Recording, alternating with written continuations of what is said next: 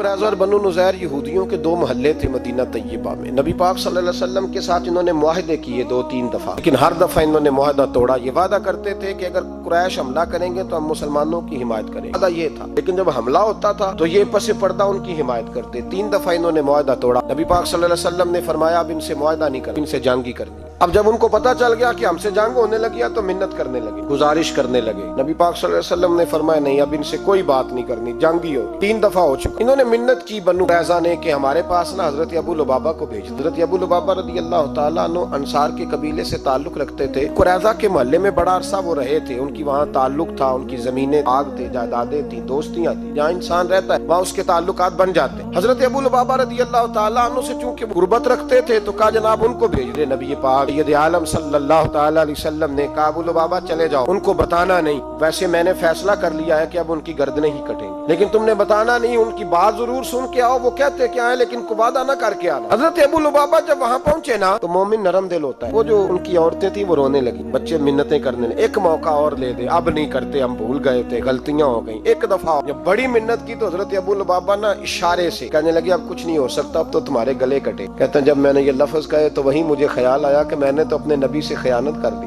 میں نے تو محبوب پاک سے خیانت کی، حضور نے تو کہا تھا بتانا۔ فرماتے میں روتا ہوا نکلا، سیدھا مسجد نبوی میں آیا۔ حضرت ابو لبابہ نے مسجد نبوی کے ایک ستون کے ساتھ اپنے آپ کو باندھ لیا، آج بھی وہ ستون مسجد نبوی میں موجود اور اس پہ لکھا ہوا ہے یہ توبہ کا ستون ہے، آج بھی موجود ہے۔ حضرت ابو لبابہ نے وہاں اپنے آپ کو باندھا، 8 دن بیت گئے، نماز کا وقت آتا تو ان کی بیوی آ کے کھول دیتی، قضاء حاجت کے لیے کھول دیتی، نماز کے لیے کھول دیتی۔ 8 دنوں سے بندے، اسے سننا کم ہو گیا، آنکھوں سے نظر آنا کم ہو گیا، سماعت اور بصارت میں مسئلہ بن گیا۔ حضرت ابو بکر صدیق کہتے ہیں نبی پاک صلی اللہ علیہ وسلم نماز پڑھانے آتے، انہیں بندھا ہوا دیکھتے چپ کر کے گزر جاتے۔ ایک دن میں نے عرض کی حضور ابو لبابہ کی حالت دیکھی نہیں جاتی، دعا ہی کر دیں۔ علامہ اسماعیل حقی کے لفظ ہیں بھائی، نبی پاک صلی اللہ علیہ وسلم نے فرمایا وہ ڈائریکٹ رب کریم کی بارگاہ میں گیا ہے، اب اللہ ہی اس کی توبہ قبول فرمائے گا، اگر میرے پاس آتا میں اس کے لیے استغفار کرتا تو رب اسے جلدی معاف فرما دیتا۔ یا ایھا الذین آمنوا اتقوا اللہ وابتغوا الیہ الوسیلہ، اور بخاری شریف میں حدیث موجود ہے، رسول کائنات سرور دو عالم صلی اللہ علیہ وسلم کے پاس ایک شخص آیا، اس نے آ کر کے عرض کی حضور میں غلطی کر بیٹھا ہوں، نہ ہو گیا، عصر کی نماز کا وقت تھا حضور میں بھول گیا تھا۔ نبی پاک نے اس کی بات پہ توجہ نہیں فرمائی، پھر اس نے عرض کی کھڑے ہو کے یا رسول اللہ مجھ سے غلطی ہو گئی، پاک کر۔ حضور نے توجہ ہی نہیں کی، تیسری دفعہ پھر نبی پاک نے پھر توجہ نہیں کی، فرمایا بلال اٹھو اقامت پڑھو۔ حضرت بلال کہتے ہیں میں نے اقامت پڑھی، نبی پاک نے جماعت کرائی، جماعت کے بعد وہ پھر کھڑا ہو گیا، یا رسول اللہ میں نے عرض کی تھی غلطی ہو گئی یا بھول گیا تھا، یا رسول اللہ صلی اللہ علیہ وسلم میرے لیے سزا کا اعلان مجھے پاک کر دیں۔ نبی پاک نے اب توجہ فرمائی، مسکرا کے فرمایا تم نے میرے پیچھے نماز نہیں پڑھی؟ یا رسول اللہ پڑھی ہے، تو فرمایا خوش ہو جا، پھر اللہ نے سارے گناہ معاف فرما دیے۔ مجرم ہو تو منہ اشکوں سے دھوتے ہوئے آؤ، آؤ در تواب پہ روتے ہوئے آؤ، قرآن میں موجود ہے توبہ کا طریقہ، میری سرکار کی دہلیز سے ہوتے ہوئے آؤ۔ یہاں لوگوں کو پتہ نہیں کیا ہو گیا ہے، کس طرح کا لوگ انداز اختیار کرتے ہیں، چاہیے اللہ تبارک و تعالی اب کریم نے تو تجھے دین اپنے نبی کے وسیلے سے عطا فرمایا۔ حضرت ابو لبابہ رضی اللہ تعالیٰ عنہ کو 7 دن بیت گئے بندے ہوئے، نبی پاک صلی اللہ علیہ وسلم نے فرمایا رب اس کی توبہ قبول فرمائے گا، بڑا کریم ہے۔ حضرت ام سلمہ کہتی ہیں حضور میرے حجرے میں تھے تو مسکرانے لگے، میں نے عرض کی یا رسول اللہ کیا ہوا؟ میں جبریل امین آئے اور وہ کہتے ہیں محبوب مبارک ہو، رب کریم نے ابو لبابہ کی توبہ کو مقبول فرما لیا۔ اب لوگ دوڑے گئے، کہا جناب ابو لبابہ کو کھولتے۔ حضرت ابو لبابہ نے فرمایا میں ایک بار غلطی کر چکا ہوں، بار بار نہیں کروں گا، پیچھے ہٹ جاؤ، میں اسی وقت کھولوں گا جب میرے نبی آ کے مجھے کھولیں گے، اسی وقت کھلوں گا۔ ابو لبابہ کو حضور نے کھولا تو قدموں میں گر گئے، کہنے لگے محبوبہ میں ساری دولت قربان کرتا، ہر چیز پیش ہے، میں ساری نہیں، چوتھا حصہ دے، چوتھا حصہ باقی اپنے گھر میں رکھ، تیرے بچوں پہ فقر نہ۔ صحابہ کرام ذرا سی غلطی ہوئی، ذرا سی بھائی ذرا سی خطا، بنو قریظہ بات ہے پوری سمجھے بھی نہیں، ارے سے خیانت کی لفظوں سے نہیں، لیکن 7 دن وہ بندے رہے۔ یہاں لوگ بڑی بڑی خیانتیں کر کے ڈٹے ہوئے، احساس ندامت قریب نہیں پھٹکتا۔ ہم لوگ، ہم سے کو پوچھتا ہے صاحب کیا حال ہے تو ہم کہتے ہیں بھائی جتنا صاف ستھرا میں دوسرا شاید ہی تجھے ایک دنیا میں انسان ملے۔ ہمیں اپنی غلطیاں سدھارنی چاہیے، جہاں جہاں ہم سے خیانتیں ہوتی ہیں وہاں ہمیں دیانتداری کر لینی چاہیے۔ حضرت ابو نور علیہ رحمہ نے لکھا ہے، فرماتے ہیں محمود غزنوی کا دور تھا تو آدمی محمود غزنوی کے پاس نا اپنا کیس لے کے آیا، مدعی بن کے آیا، اس نے کہا بادشاہ میرا کیس بڑا نرالا ہے۔ بادشاہ سلامت نے کہا وہ کس طرح؟ کہنے لگا یہ میرے پاس ایک تھیلی ہے، میں نا سفر پہ جانے لگا تو یہ تھیلی پوری ہیروں کی بھری ہوئی، فلاں علاقے کے جو قاضی صاحب ہے نا، میں دفعہ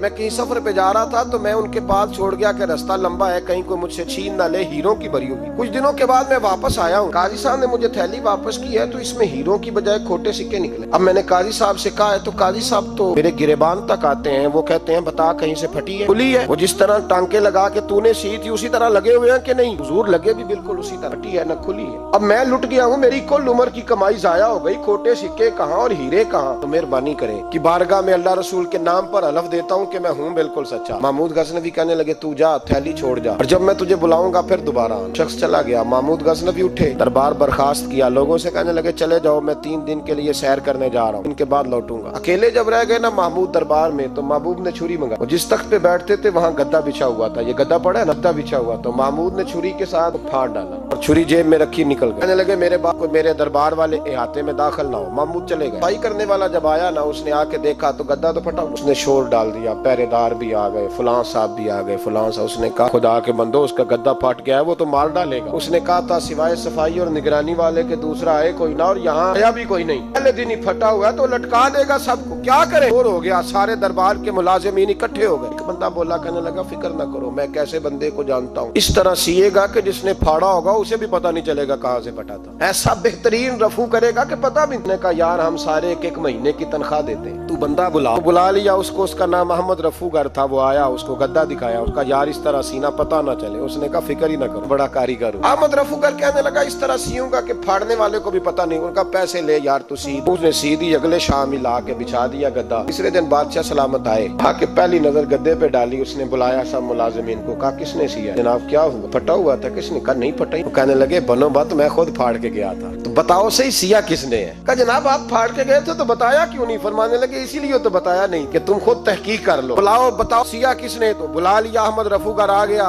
उसको जब बुला के सामने बादशाह खड़ा किया, कहा भाई तूने सिया है? कहने लगा हुजूर आपके सारे मुलाजिम इकट्ठे होके आए थे, मेरी गलती कोई नहीं। कहा नहीं यार तू बड़ा कारीगर है, मैंने अपने हाथ से फाड़ा था पर मुझे भी नहीं पता चल रहा कहाँ से फटा था। अच्छा ये बता ये थैली जो है ये भी तूने सी थी? उसने कहा जी आपके खादम का ही कारनामा है, तो फलाने इलाके के काजी साहब आए थे, इसमें से हीरे निकाल के तो खोटे सिक्के भरे थे, तो मुझे भी थोड़ा सा हिस्सा मिला था। महमूद ने सारे गवाह भी इकट्ठे कर लिए, सबूत भी इकट्ठे कर लिए। फिर काजी को बुलाया, सारे सबूत इकट्ठे करके काजी साहब को बुलाया, तन्हाई में ले जाके। महमूद गजनवी ने कहा काजी साहब आपसे गलती हो गई, गरीब आदमी था, वो लुट गया है, उसने तो बड़ी मुश्किल से कुछ हीरे जमा किए थे और उसकी कुल कायनात थी, तो आप उसका माल उसे दे दे, बात खत्म। काजी साहब कहने लगे आप मुझ पे इल्जाम लगा रहे, सवाल ही नहीं पैदा होता। आप मेरी दाढ़ी देखें, आप मेरा एजाज देखें, दुनिया जानती है मैं। काजी साहब इंसान भूल ही जाता है, बंदा भूल जाता है, गलती होगी। माल ने कहा नहीं सबक मैं तन्हाई में पूछ रहा हूँ, उस वक्त पूछ रहा हूँ जब दूसरा मौजूद कोई नहीं। आज तौबा कर ले, कुछ नहीं कहूँगा, तू मेरी जुबान पे एतबार कर, तुझे पता है मैं जो कहता हूँ उस पे अमल भी करता हूँ, आज आ जा। पर काजी ने कहा नहीं मेरी गलती कोई नहीं। महमूद ने फिर बड़े दरबार में बुला लिया। मजमा-ए-आम में मोहलत के दिनों में जो तौबा कर ले वो बच जाते हैं, लेकिन लोग रुसवाइयों के दिनों में फिर वापस लौटते हैं अगला घर देख के, फिर हालात और तरह के हो चुके होते। जब बड़े दरबार में काजी को बुलाया, भाई तू मानता है कि नहीं? उसने कहा नहीं। कहा बुलाओ अहमद रफूगर को। वो अहमद रफूगर आया तो बूढ़े काजी की टांगे कांपने लगी, जुमले टूटने लगे, लफ्ज जमीन पर गिरने लगे, बात सही नहीं होती, जुबान लड़खड़ाने लगी। महमूद कहने लगे काजी मैंने तुझे कहा था वहाँ मान जा बात, अब बड़े दरबार में बोल। जब काजी साहब की गर्दन खुद ब खुद झुक गई तो दुनिया समझ गई। कहा निकल जा मेरे दरबार से। महमूद बोले निकल जा, नहीं तुझे इज्जत दी, इतनी बड़ी तनख्वाह दी, काजी बनाया, और ये थोड़ी सी रकम के लिए, थोड़ी सी रकम के लिए तो बददियानत हो गया, चल चला जा। दरबार से निकला तो लोग लानतें बरसाने लगे। कल जो दुकानें छोड़ के सलूट करने आते थे वो कहने लगे इसकी उम्र देखो, इसके काम देखो, देखो इसने क्या किया। घर गया, बच्चे जिनके लिए पाप कमाया था, तू पाप कमाए हुन किथे नहीं हो तेरे घर दे। बच्चे कहने लगे अब्बा जी तो स्कूल मदरसा जाने के काबिल नहीं रहे, उम्मीद थी कि बीवी साथ देगी। वो कहने लगी मैं मेके कैसे जाऊंगी। गली की औरतें तरह तरह की बातें बनाती हैं। भाई